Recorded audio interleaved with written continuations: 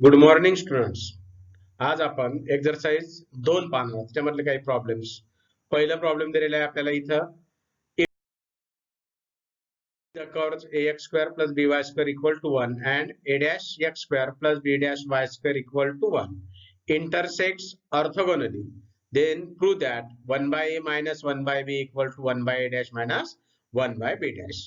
Solutions करत असताना आपण काय करू, पहिल्यांदा दिलेल्या इक्वेशनला इक्वेशन नंबर 1 म्हणू, दुसऱ्या इक्वेशनला इक्वेशन नंबर 2 म्हणू आणि आपल्याला जे प्रूव्ह करायचे आहे त्याच्यासाठी आपण अगोदर त्या दोन्ही इक्वेशनला काय करू, डिफरन्शिएट करू विथ रिस्पेक्ट टू एक्स. मग पहिल्याला डिफरन्शिएट केल्यावर आपल्याला dy बाय dx ची किंमत मिळते -ax अपॉन by आणि दुसऱ्या डिफरन्शिएट केल्यावर आपल्याला मिळते dy by dx equal to -a dash x upon b dash y.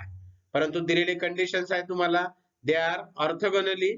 Orthogonally म्हणजे काय, इंटरसेक्ट ऑर्थोगोनलीचा अर्थ काय आहे की जर एका लाईनचा स्लोप m1 असेल, एका लाईनचा स्लोप m2 असेल तर m1 into m2 equal to -1. आता इथं dy बाय dx म्हणजे स्लोप्स, मग पहिल्या लाईनचा स्लोप -ax अपॉन by, दुसऱ्या लाईनचा slope -a dash x upon b dash y, याचा मल्टिप्लिकेशन आपण -1 घेतला. मग याला सॉल्व्ह केलं ब्रॅकेटला तर काय मिळते आपल्याला, a dash x square upon b dash y square equal to -1. याला इक्वेशन नंबर 3 डिनोट केला आपण.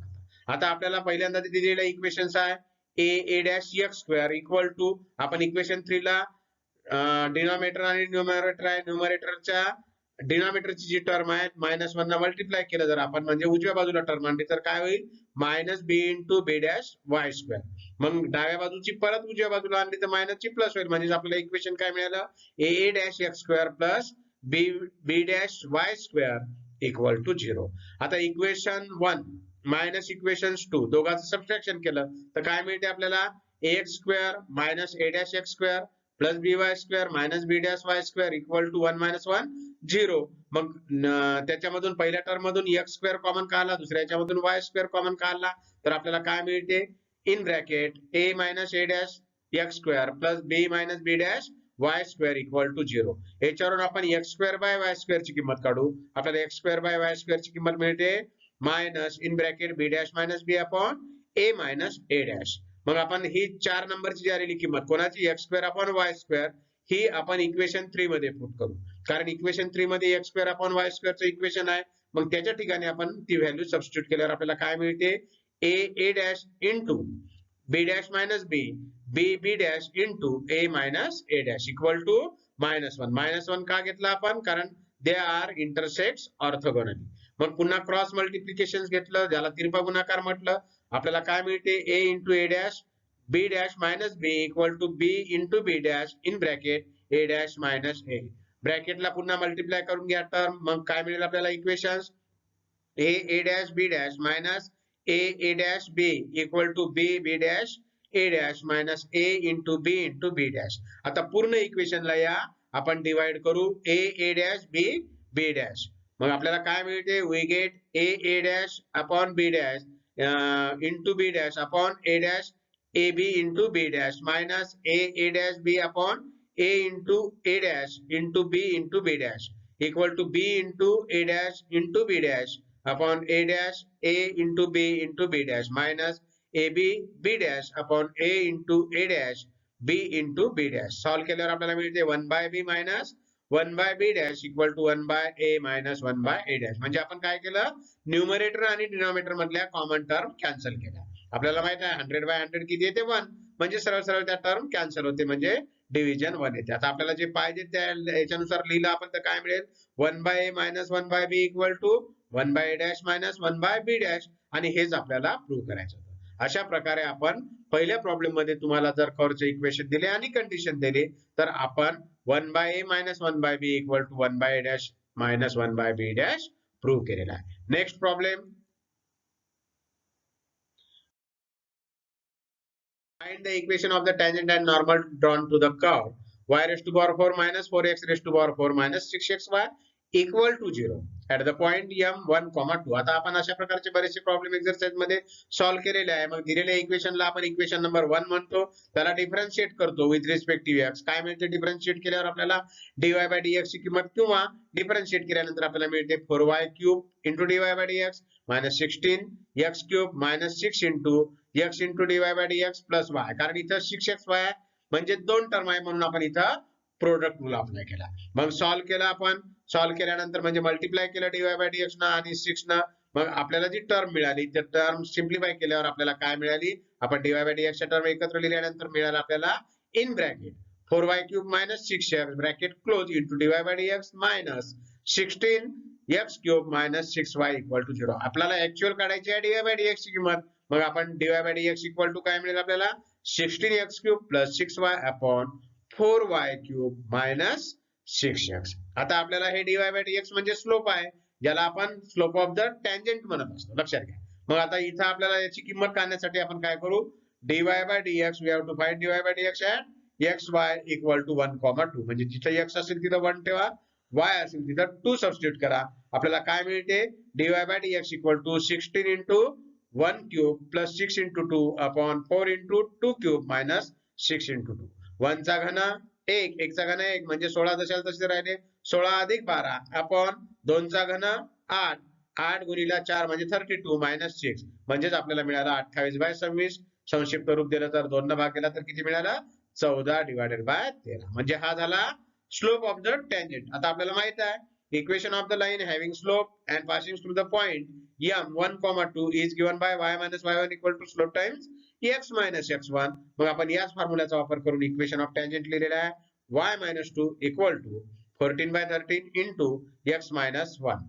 आपण आता याला सॉल्व्ह करायचं आहे, म्हणजे क्रॉस मल्टिप्लिकेशन केलं 13 न y मायनस 2 ला मल्टिप्लाय केलं, 14 ने x मायनस 1 ला मल्टिप्लाय केलं आणि सिम्प्लिफाय केलं. कॉमन टर्म एकत्र आणण्यात आपल्याला इक्वेशन्स काय मिळालेलं आहे, 14x minus 13y plus 12 equal to 0. हे कशाचं इक्वेशन झालं, हे इक्वेशन आहे equation of tangent. Next equation of normal काढला आपण. आता आपल्याला माहिती आहे टँजेंट आणि नॉर्मल मध्ये स्लोप मध्ये काय फरक राहतो, जो टँजेंटचा स्लोप राहतो त्याच्या रेसिप्रोकल आपण नॉर्मलचा स्लोप घेतो. फक्त तो जर पॉझिटिव्ह असेल तर हा निगेटिव्ह राहतो. मग आपण तेच इक्वेशन परत लिहू, y minus 2 equal to minus time 13 by 14 into x minus 1. पुन्हा तिरपा गुणाकार केला, 14 into y minus 2 equal to minus 13 into x minus 1. Simplify केल्यानंतर आपल्याला इक्वेशन मिळालं 13x plus 14y minus 23 minus 13 equal to 0. 28 आणि 13 ची बेरीज 41 म्हणून लास्ट इक्वेशन मिळालं आपल्याला 13x plus 14y minus 41 equal to 0. हे झालं equation of tangent and equation of normal. Next problem, तिसरा प्रॉब्लेम दिलेला आहे तुम्हाला. आता इथं काय दिलेलं आहे, find all the points on the ellipse 9x square plus 16y square equal to 400 at which the y coordinate or ordinate is decreasing and the x coordinate or abscissa is increasing at the same rate. आता इथं जर तुम्ही example पाहिलं असेल तर example मध्ये मी bracket मध्ये 2 शब्द नवीन टाकलेले आहेत जे प्रॉब्लेम मध्ये तुमच्या नाही. कोणते शब्द आहेत, एक ऑर्डिनेट टाकलेला आहे, दुसरा टाकलेला आहे अबिस्का. आता ऑर्डिनेट म्हणजे काय, जर y कोऑर्डिनेटला दुसरा शब्द आहे ऑर्डिनेट म्हटलं जातं. म्हणजे कुठं जर y कोऑर्डिनेट नाही वापरला आणि ऑर्डिनेट शब्द वापरला तर लक्षात घ्यायचं y कोऑर्डिनेट म्हणजे ऑर्डिनेट आणि अबिस्का हे x कोऑर्डिनेट साठी वापरला जाते. स्टँडर्ड वर्ड आहे अबिस्का. म्हणून जर आपल्याला प्रॉब्लेम मध्ये अबिस्का वगैरे वर्ड आला तर आपण तिथं कन्सिडर काय करायचं आहे, x कोऑर्डिनेट. म्हणून मी तिथं 2 प्रॉब्लेम ऍट अ टाइम विचारले जाऊ शकते वेगवेगळ्या पद्धतीनं, म्हणून तिथं त्या पद्धतीनं तिथं ब्रॅकेट मध्ये दिलेलं आहे. मग आपण सुरुवातीला याचं सोल्युशन करण्यासाठी काय करू, आपण दिलेल्या इक्वेशनला इक्वेशन नंबर 1 म्हणू, त्याला डिफरन्शिएट करू. आता डिफरन्शिएट करताना डिफरन्शिएट हे विथ रिस्पेक्ट टू टाइम करायचं आपल्याला, लक्षात घ्या. कारण आपल्याला ऍट द सेम रेट म्हणून दिलेलं आहे, म्हणजे रेटच्या रेट ऑफ चेंज आहे म्हणजेच, म्हणून आपण इथं differentiate with respect to time. मग काय होईल डिफरन्शिएट केल्यावर 18x into dx by dt plus 32y into dy by dt equal to 0. कारण 400 चा डेरिव्हेटिव्ह किती कॉन्स्टंट असल्यामुळे 0. आता एक लक्षात घ्या, 9x into dx by dt plus 16y into dy by dt equal to 0. पण आपल्याला दिलेलं आहे given that y coordinate is decreasing and x coordinate is increasing at the same rate. म्हणजे याचा अर्थ काय, dy by dt equal to dx by dt किंवा minus dy by dt equal to minus dx by dt. म्हणजे तुम्ही dy bye dt च्या ऐवजी dx by dt ठेवू शकता. मग आपण तेच केलं, त्याची किंमत ठेवल्यावर काय होईल, 18x into dx by dt plus 32y into dx by dt equal to 0. मग दोन्हीकडे dx by dt असल्यामुळे कॉमन काढलं, ब्रॅकेट मध्ये मिळालं आपल्याला 9x plus 16y into dx by dt equal to 0. आता दोन ब्रॅकेटचं मल्टिप्लिकेशन 0 असेल तर आपल्याला माहित आहे पहिलं ब्रॅकेट इक्वल टू 0 और दुसरं ब्रॅकेट इक्वल टू 0. पण dx by dt आपण 0 घेऊ शकत नाही. मग आपण घेतलं 9x + 16y = 0. म्हणजेच 9x ची व्हॅल्यू काय आली -16y. म्हणजेच x ची किंमत काढली आपण -16/9y. याला इक्वेशन नंबर 2 म्हटलं आपण. आता इक्वेशन 1 आणि 2 चा वापर केला आपण की x ची किंमत इक्वेशन 1 मध्ये सबस्टिट्यूट केली. मग काय मिळेल आपल्याला 9 in bracket -16y/9 bracket square plus 16y² = 400. 16 चा वर्ग 256, 9 चा वर्ग 81 आणि y चा वर्ग y वर्ग मायनस चा वर्ग काय प्लस म्हणजेच 9 × 256y² 81 + 16y² = 400. मग आपण काय केलं परत 9 न मल्टिप्लाय केलं. मग 9 न आपल्याला जर टर्म आपल्याला ऍडजस्टमेंट करायची असेल तर 81 ला 9 ने भाग जाते म्हणजे 9 9 81. म्हणून इथे आपल्याला सिम्प्लिफाय केल्यानंतर टर्म 9 न उजव्या बाजूला मल्टिप्लाय केल्यानंतरच्या टर्म आली 256y² + 144y² = 3600. मग आता 256 आणि 144 ची बेरीज 400 म्हणजे 400y² = 3600. म्हणून y² = 9 चूक 36 म्हणजेच y² = 9. म्हणजेच y ची किंमत काय आली +-3. कारण 9 चं वर्गमूळ किती +3 आणि -3. मग y ची किंमत आपण if y = 3 then x = -16y/9 म्हणजेच -16 × 9 × 3/9. 9 ला 3 ने भाग जाते म्हणजे x ची किंमत किती आली -16/3. आणि y ची किंमत -3 घेतली तर x ची किंमत किती येईल आता +16/3. म्हणून इथे येणारे पॉइंट्स आपल्याला फाइंड द ऑल पॉइंट्स म्हटलेलं आहे. मग the points are xy = 16/3, -3 and -16/3, 3. Next problem. चौथा प्रॉब्लेम काय दिलेला आहे आपल्याला ते पहा. Find the approximate value of cos inverse of 0.51 given that pi = 3.1416, 2/√3 = 1.1547. म्हणजे इथे तुम्हाला अप्रॉक्सिमेट व्हॅल्यू काढायची आहे cos इन्व्हर्स 0.51. आता इथे आपण f of x = cos inverse x घेतलं. मग f' x ची किंमत काय मिळेल आपल्याला cos इन्व्हर्स x ची डेरिव्हेटिव्ह सगळ्यालाच माहित आहे इन्व्हर्स फंक्शन असल्यामुळे काय मिळेल -1/1 + x². मग f of a + h ची किंमत लिहितो आपण इथं f of a म्हणजे काय 0.5 + 0.1. आता इथं 0.5 + 0.1 का लिहिलं कारण तुम्हाला दिलेला आहे 0.51. मग 0.51 ला आपण बायफरगेट केलं 0.5 + 0.1. पण आपल्याला माहित आहे इथं 0.5 म्हणजे a कन्सिडर करतो. मग a = 0.5, h = 0.01. मग f of a म्हणजे f of 0.5 ची किंमत आता आपल्याला माहित आहे 0.5 म्हणजे काय 1/2 cos इन्व्हर्स ऑफ 1/2. आपल्याला माहित आहे cos π/3 किती येते 1/2. मग cos इन्व्हर्स ऑफ 1/2 ची किंमत किती येईल π/3. f' ऑफ 1/2 ची किंमत किती येईल जिथं जिथं f' मध्ये म्हणजे x ची किंमत आहे तिथं 1/2 सबस्टिट्यूट करा. काय मिळेल आपल्याला -1/1 + x² आहे. x म्हणजेच 1/2 ब्रॅकेट स्क्वेअर 1 चा स्क्वेअर 1 2 चा स्क्वेअर 4. आता तिरपा गुणाकार केला तर 4 × 4 = 5 5/4 आहे म्हणजे डिनॉमिनेटर मध्ये आहे. मग रेसिप्रोकल मध्ये वर गेलं तर काय होईल -5/4. लक्षात घ्या आपल्याला f' ऑफ 1/2 ची किंमत किती आलेली आहे -5/4. मग युजिंग द रिझल्ट्स आपल्याला माहित आहे अप्रॉक्सिमेट चा रिझल्ट्स. मग रिझल्ट्स वापरला आपण f of a + h = f of a + h * f' of a म्हणजेच π/3 + 0.01 - 5/4. मग पाय ची किंमत टाकून दिली 3.1416 / 3 + 0.01 न मल्टिप्लाय केलं -5/4 ला आपल्याला सिम्प्लिफाय केलं तर किंमत मिळते 1.0347. म्हणजेच आपल्याला अप्रॉक्सिमेट व्हॅल्यू काय मिळाली 1.0347. नेक्स्ट प्रॉब्लेम पाहू आपण आता. Find the interval on which the function f of x = x/log x is increasing and decreasing. आता इथे दिलेला प्रॉब्लेम fx = काय x/log x म्हणजेच u/v चा आहे. आपल्याला f' काढायचा असेल तर कोशंट रूल लावावा लागते. कोशंट रूल लावला तर काय होईल log x - 1/log x bracket square. म्हणजेच आपण as f of x is increasing साठी आपल्याला माहित आहे f' is always greater than 0. मग f' ची व्हॅल्यू काय आलेली आहे log x - 1/log x² is greater than 0. आता आपल्याला माहित आहे अंश आणि छेद असेल तर छेद 0 नसतोच कारण छेद जर 0 घेतला तर 1/0 = इन्फिनिटी येते. म्हणून आपण न्यूमरेटरला 0 greater than 0 घेतलं म्हणजेच log x - 1 is greater than 0. log x - 1 is greater than 0 that means log x is greater than 1. पण आपल्याला माहित आहे लॉग मध्ये म्हणजे 1 व्हॅल्यू कोणाची आहे लॉगॅरिथमिक मध्ये लॉग ई ची म्हणजेच log x is greater than log e, therefore x is greater than e. That is x belongs to open interval e comma infinity.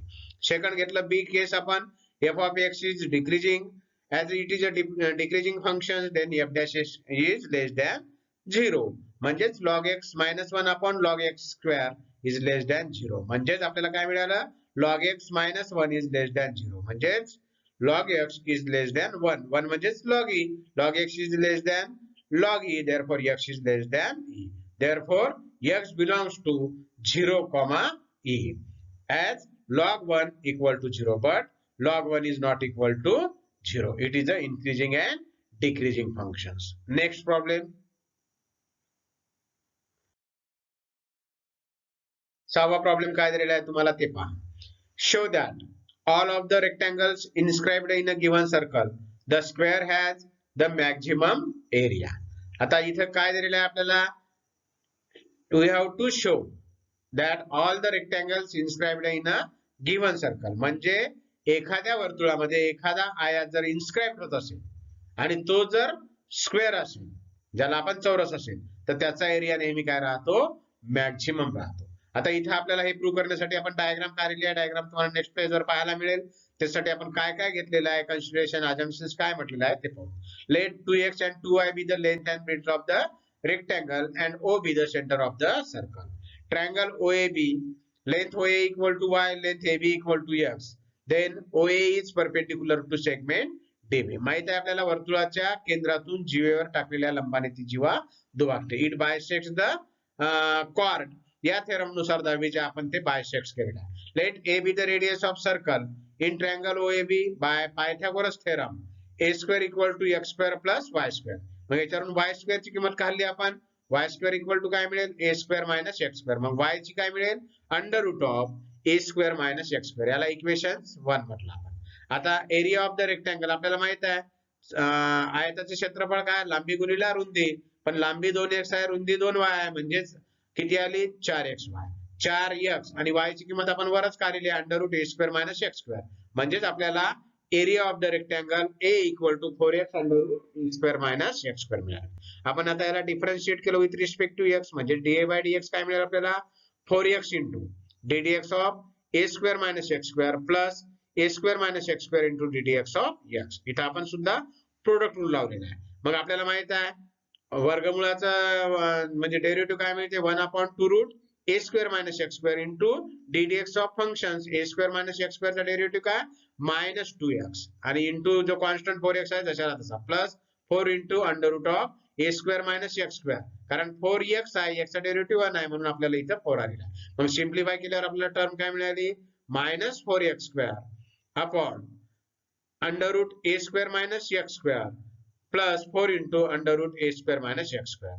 म्हणजेच मल्टिप्लिकेशन केलं आपण तिरपा गुणाकार केला तर आपल्याला काय मिळते इथं ते 2 2 कॅन्सल झाल्यामुळे minus 4x plus 4x square plus 4 into under root a square minus x square upon under root a square minus x square. Simplify केल्यावर आपल्याला dA by dx ची किंमत मिळते 4a square minus 8x square upon under root a square minus x square. For the critical point we have to show dA by dx equal to 0. मग आपण उजवी बाजू 0 दाखवली तर आपल्याला मिळते डिनॉमिनेटर ऍक्च्युअली आपण 0 घेतच नसतो म्हणजेच न्यूमरेटर काय मिळते 4a square minus 8x square equal to 0 म्हणजेच 4a square equal to 8x square 4 ना भाग जाते 8 ला म्हणजे 2 चा भाग दिला म्हणजेच आपल्याला a square equal to 2x square म्हणजेच a equal to काय मिळेल आपल्याला plus minus route 2x.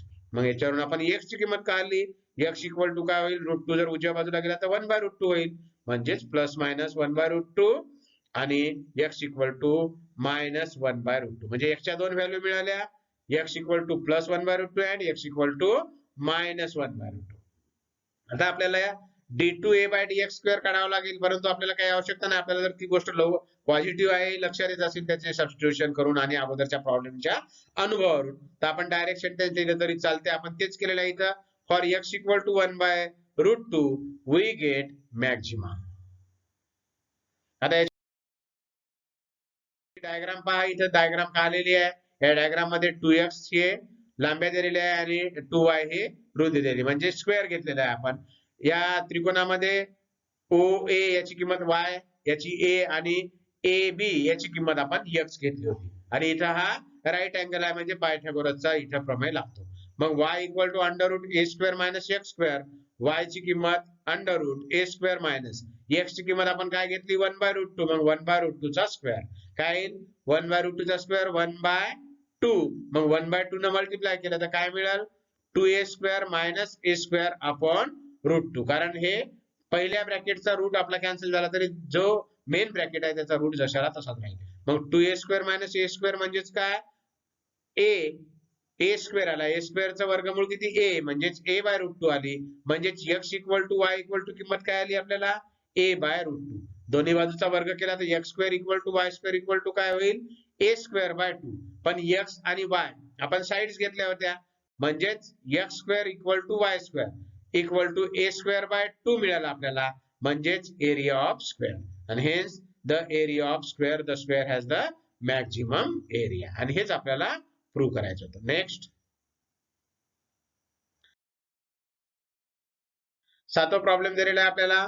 A window is in the form of rectangular surmounted by a semicircle if the perimeter be 30 meter. Find the dimension so that the greatest possible amount of the light may be admitted. आपल्याला एक अशी खिडकी दिली आहे, घराची एक खिडकी म्हणू आपण त्याला, की त्या खिडकीचा खालचा भाग हा आयताकृती आहे आणि खिडकीचा वरचा भाग हा गोलाकार आहे आणि या दोन्ही भागातून सूर्यप्रकाश आपल्याला आतमध्ये म्हणजे घरामध्ये प्रकाशित होण्यासाठी सूर्यप्रकाश किती येईल. तर आपल्याला तेच विचारलेलं आहे. Find that greatest possible amount of the light may be admitted, म्हणजे त्या खिडकीमधून घरामध्ये लाईट जास्तीत जास्त किती पडू शकतो. मग हे प्रूव्ह करण्यासाठी आपण काय घेतलेलं आहे, आपण एबीसीडी हे रेक्टँग्युलर विंडो घेतलेली आहे जिची लांबी एल आणि ब्रेड म्हणजे रुंदी बी घेतलेली आहे आणि हे सेमी सर्कल जी खिडकी आहे वरच्या बाजूला तिची रेडियस आर घेतलेली आहे. हे सर्व आपल्याला पुढच्या पेजवर फिगर मध्ये पाहायला मिळेल आपल्याला. आता आपल्याला माहित आहे आपण जर पेरिमीटर काढलं तर पेरिमीटर माहित आहे ते अर्धवर्तुळ आहे खिडकी म्हणून आपण 2πr हे पूर्ण वर्तुळाचा पेरिमीटर आहे त्याला 2 न भागलं प्लस आता याच्यामध्ये एल घेतला आपण एल प्लस ट्वाइस एल घेतला नाही कारण आपल्याला एकच बाजू येईल त्याच्यामध्ये, कारण खालची बाजू यायली वर मधली बाजू येणार नाही कारण खिडकीच्या भागामध्ये येणार आहे म्हणून आपण इथं एल प्लस ट्वाइस बी घेतली. पण एल ची किंमत आपण काय घेतलेली आहे ट्वाइस आर, कारण अर्धा पार्ट आपण त्याचा आर घेतलेला आहे मग आर प्लस आर किती होईल ट्वाइस आर म्हणून आपण इथं pi r plus l plus 2b equal to. आता ही सर्व परिमिती तुम्हाला किती दिलेली आहे.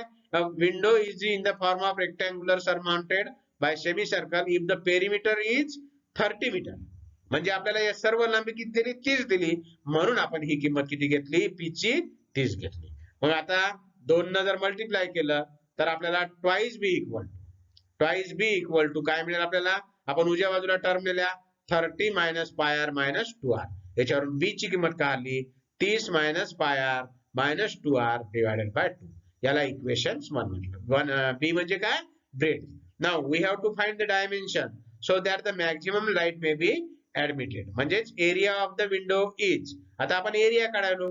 आता एरिया आपल्याला माहित आहे वर्तुळाचं क्षेत्रफळ काय पाय आर स्क्वेअर, पण ती अर्ध वर्तुळ आहे खिडकी अर्ध वर्तुळ आकाराची आहे म्हणून आपण याला 2 न भागला पाय आर स्क्वेअर बाय 2 प्लस आपल्याला माहित आहे रेक्टँगल भागाचा क्षेत्रफळ काय एल इंटू बी, मग इथं एल इंटू बी ची किंमत वरच्या इक्वेशन 1 वरून काय टाकली आपण 30 minus pi r minus 2r upon 2. मग इक्वेशन सॉल्व्ह केल्यावर काय मिळेल आपल्याला पहा a equal to pi r square by 2 plus l ची किंमत किती twice r into 30 minus pi r minus 2l upon 2 equal to. आता इथं 2 कॅन्सल केले आपण तर काय मिळेल आपल्याला pi r square by 2 plus R into 30 minus pi r minus 2l.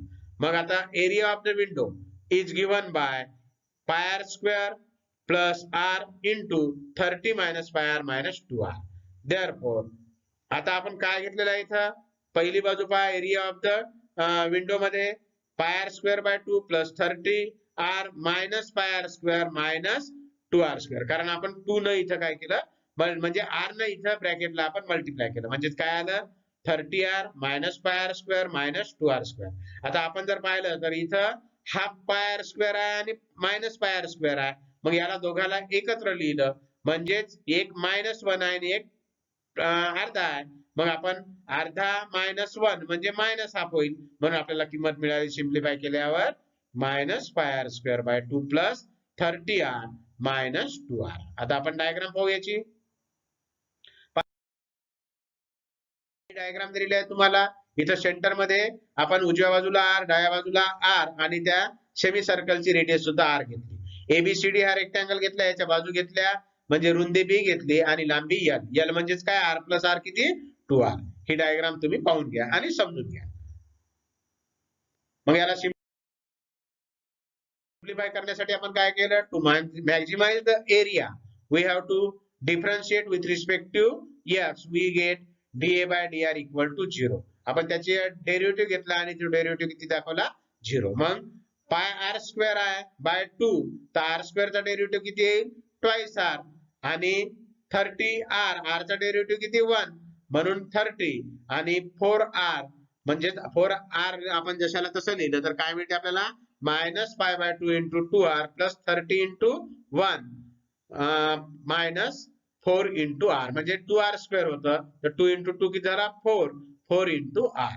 मग आपण याची किंमत काय दाखवलं 0, म्हणजेच -2 कॅन्सल झाले तर -πr plus 30 -4r equal to 0. आता याच्यावरून आपण दोन्ही याच्या मधला r कॉमन काढला तर -r कॉमन घेऊ. समजा काय राहिलं ब्रॅकेट मध्ये π plus 4 इक्वल टू हा 30 उजव्या बाजूला गेला तर -30. दोन्हीकडले मायनस मायनस कॅन्सल. याच्यावरून r ची किंमत काढली आपण. r बरोबर 30 भागिला पाय अधिक 4 म्हणजेच याच्यावरून आपण length equal to l equal to twice r, कारण l ची किंमत किती आहे ट्वाइस r, म्हणजेच r इक्वल टू 2 into 30 म्हणजेच पाय प्लस 4 म्हणजेच l ची किंमत मिळाली. लेंथ ची किंमत किती मिळाली आपल्याला 60 भागिला पाय अधिक 4. हे कोणाची किंमत आहे लेंथची. r ची आहे 30 भागिला पाय अधिक 4. आता आपल्याला ब्रीथ करायची आहे. रुंदी 30 - πr - 2l upon 2. मग आपण इथं r ची किंमत टाकून देऊ आणि l ची किंमत टाकून देऊ. r ची किंमत टाकली तर काय होते पहा 2 into 30 - πr - 2l upon 2 equal to 30 - π into r ची किंमत 30 by π plus 4 minus 2 into 30 by π plus 4 म्हणजे l आणि r ची किंमत इथं तुम्ही टाकून दिली, कारण त्याला सिम्प्लिफाय केलं तर 2 कॅन्सल करून आपल्याला मिळालं होतं 30 - πr - 2r. कोणाची किंमत मिळाली होती आपल्याला b ची किंमत मिळाली होती. मग आपण त्याच्यात किमती टाकल्या, आपल्याला मिळाली 30 - 30 π by π plus 4 - 60 π by π plus 4. आता आपण या π plus 4 आहे म्हणजे लसावी π plus 4 आहे, म्हणजे सगळ्याला π plus 4 ने आपण मल्टिप्लाय करू. म्हणजे 30 ला π plus 4 ने मल्टिप्लाय केले तर किती येते 30 π plus 120 minus 30 π minus 60 upon π plus 4. म्हणजेच आपल्याला किती मिळाली किंमत 30 π minus 30 π कॅन्सल 120 minus 60. 120 minus 60 म्हणजेच किती 60 divided by π plus 4. म्हणजेच आपल्याला b ची किंमत मिळाली 30 minus πr minus 2r upon 2. त्या किमती तिथे टाकून दिल्या तर आपल्याला मिळाली b equal to r equal to 30 upon π plus 4. 30 upon π plus 4. Next problem.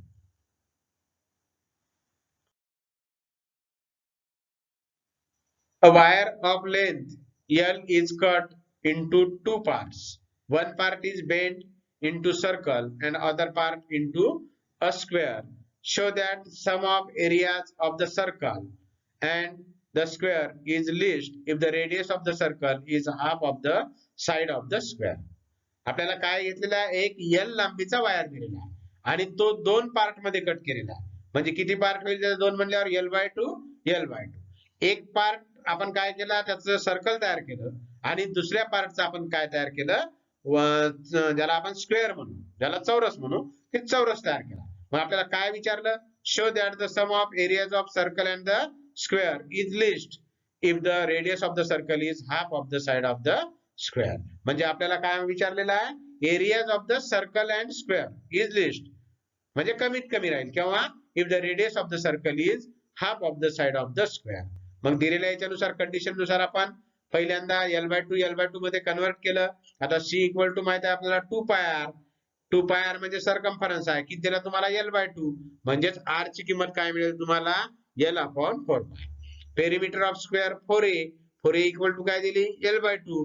Therefore ए ची किंमत आपण त्याच्यावरून काढू शकतो L/8. आता काय घेतलंय आपण L equal to L/2 plus L/2.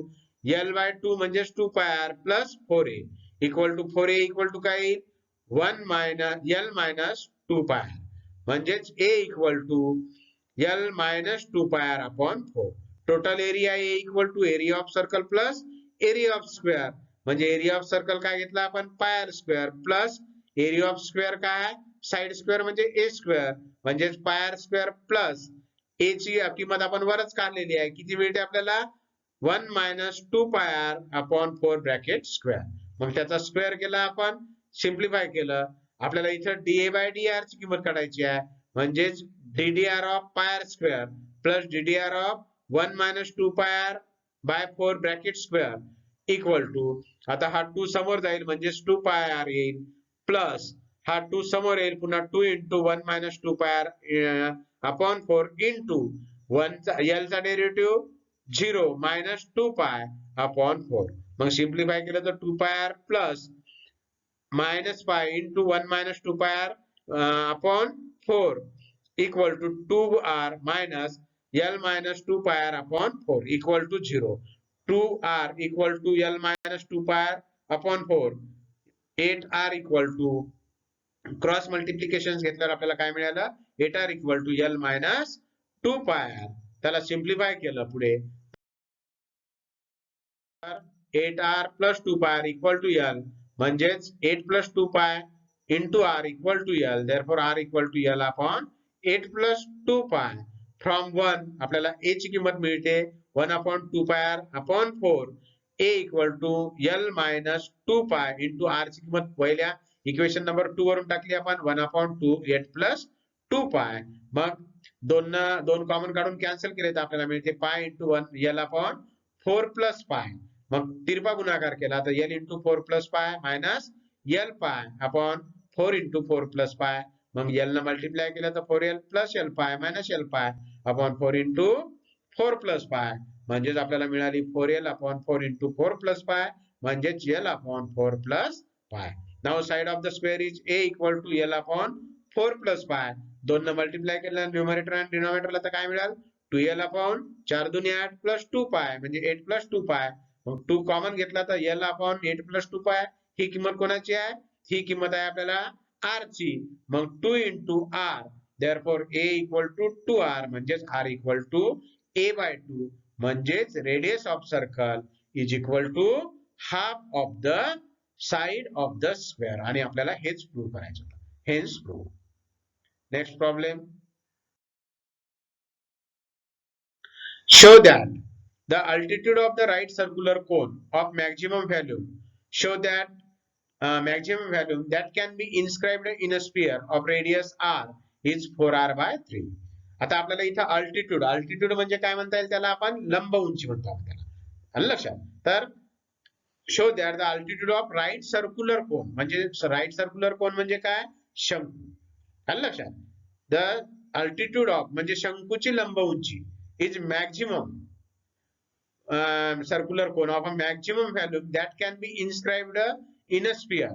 म्हणजे एक जर शंकू आपण एखाद्या स्फिअर मध्ये त्याला गोल मध्ये आपण इन्स्क्राइब्ड केला तर त्यावेळेस is inscribed in a sphere of radius r ज्याची रेडियस r आहे तेव्हा आपल्याला जो व्हॉल्यूम मिळतो तो व्हॉल्यूम काय दिलेला आहे 4r/3. हे आपल्याला प्रूव्ह करायचं आहे. मग आपण काय करू अगोदर याची सुद्धा डायग्राम आहे नेक्स्ट पेज वर आहे परंतु डायग्राम तर सुरुवातीला आपण कन्सिडरेशन अजम्पशन काय केलेलं आहे ते पहा.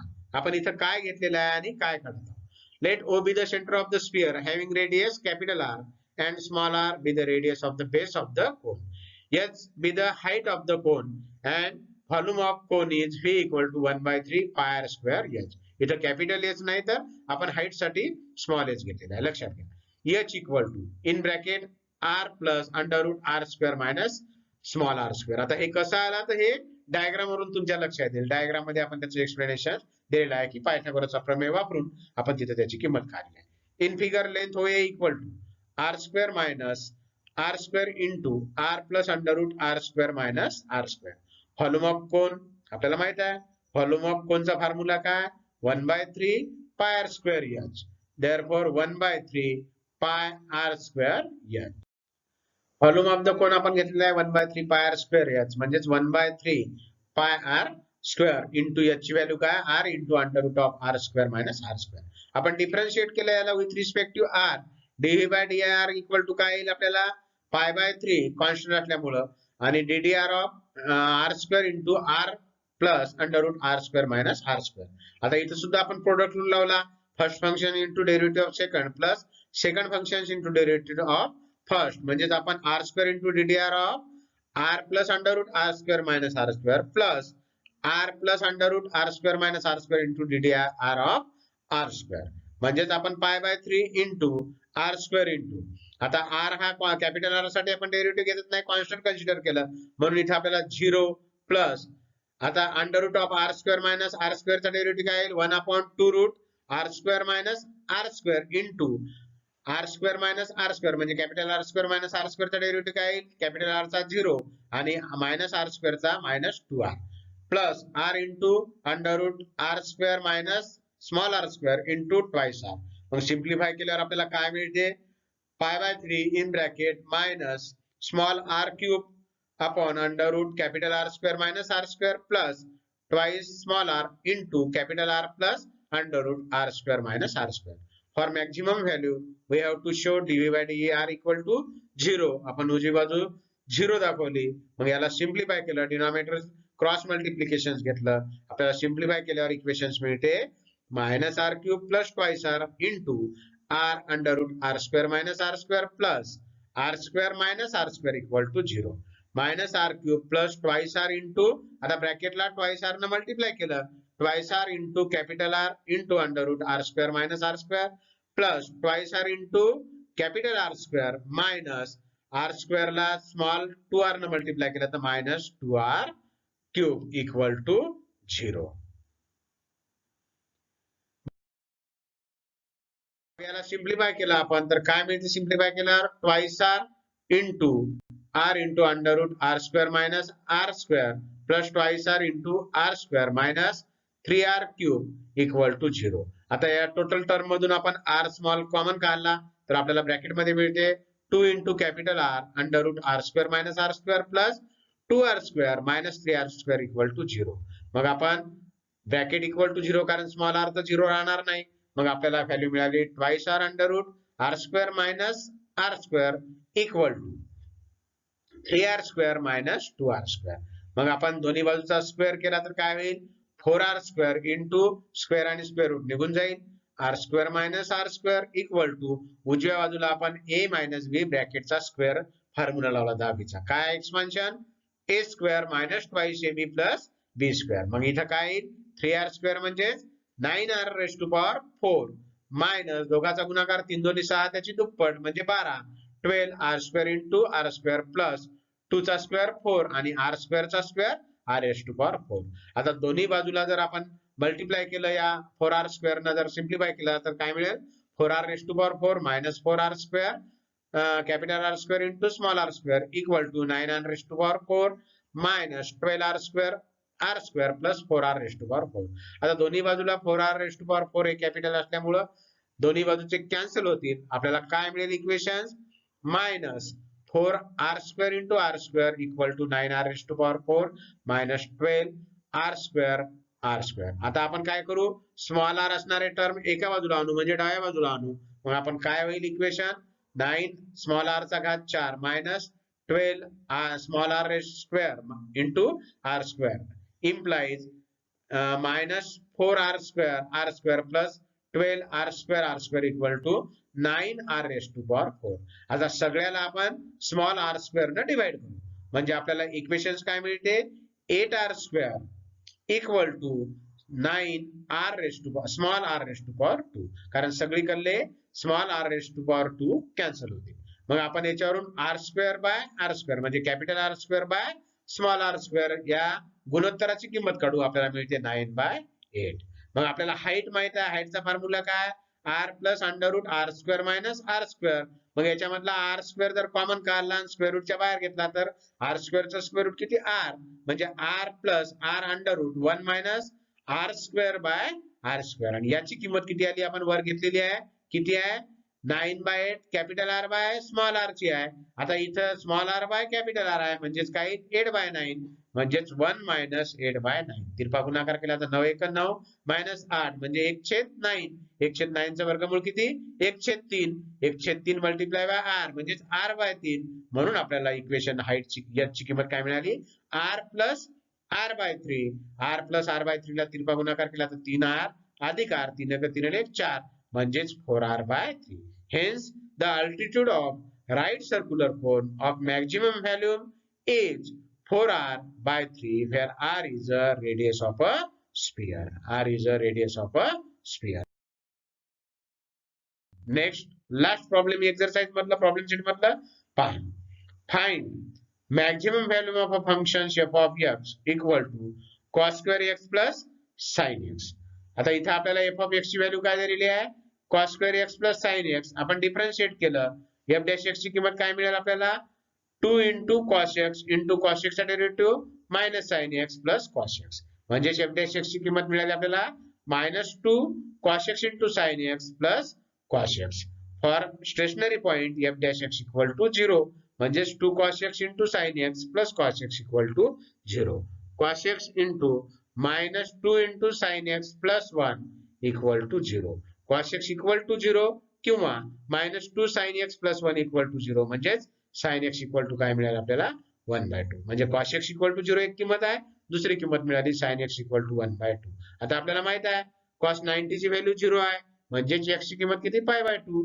sin π/6 म्हणजे 30 ची किंमत आपण किती घेतो 1/2 म्हणजे x ची किंमत किती π/6. म्हणजे x च्या इथं दोन किमती मिळाल्या तुम्हाला कोणच्या π/2, π/6 are the stationary points. We know that the range of the function is x belongs to 0 to pi. मग f of x ची इक्वेशन मध्ये आपण f of π/2 ची किंमत काढली cos square x plus sin x cos square into π/2 plus sin π/2 equal to cos π/2 ची किंमत 0 0 चा स्क्वेअर काय येईल 0 0 plus 1 equal to 1 कारण sin π/2 ची 1 आहे. आणि f of π/6 cos square π/6 plus sin π/6 cos square π/6 म्हणजे cos π/6 ची √3/2 त्याचा स्क्वेअर म्हणजे 3/4 प्लस sin π/6 ची किंमत किती आहे 1/2 म्हणजे 3/4 प्लस 1/2 याचा एलसीएम 4 घेतला म्हणजेच आपल्याला 4 divided by 2 म्हणजे 2 2 into 1 2 3 plus 2 equal to 5 म्हणजेच 5/4 आहे. म्हणजेच आपल्याला इथे मॅक्सिमम व्हॅल्यू किती आलेली आहे 5/4 आणि मिनिमम व्हॅल्यू आलेली आहे 1. अशा प्रकारे आपण प्रॉब्लेम शीट मध्ये जवळपास 10 प्रॉब्लेम्स घेतलेले आहेत. बाकी राहिलेले प्रॉब्लेम्स करा. काय अडचण आली असेल तर मला विचारू शकता. थँक्यू.